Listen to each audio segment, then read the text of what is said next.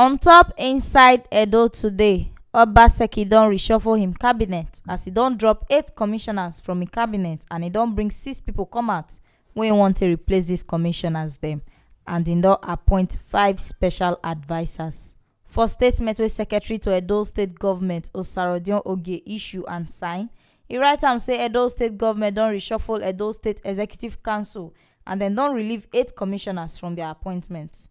The commissioners wey dem relieve names na Joseph Ugoke, Commissioner for Oil and Gas; Magdalene Ohehe, Commissioner for Women Affairs and Social Development; Engineer Osahon Amielome, Commissioner for Infrastructure; David Osifo, Commissioner for Health; Mika Amanokai, Commissioner for Youths and Special Duties; Mariam Abubakar, Commissioner for Budget; Emmanuel Oso, Commissioner for Wealth Creation, Cooperatives and Employment; and Christopher Adesutu, Commissioner for Science and Technology. The statement talks say they don nominate the following people for the posts of these commissioners: Damian Lawani, Joe Ikbia, Felix Akabwe, Moses Agbako, Momo Oize Omorogbe, and Marie Edeko. The special advisers wey dem new don appoint na Kabiru Ajoto, Magdalene Ohehe, Osaigbovo Iyoa, Andrew Momodu, and Ojo Aseyin.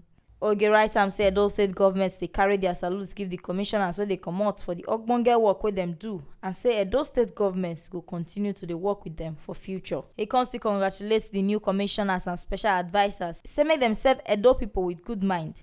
For the statement, Oge con still write am say make the commissioners wey dey comot hand over all the government property wey dey with dem give the permanent secretaries wey dey their ministries.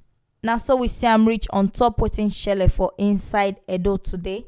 On top say Governor Godwin Obaseki don reshuffle im cabinet as im don drop 8 commissioners.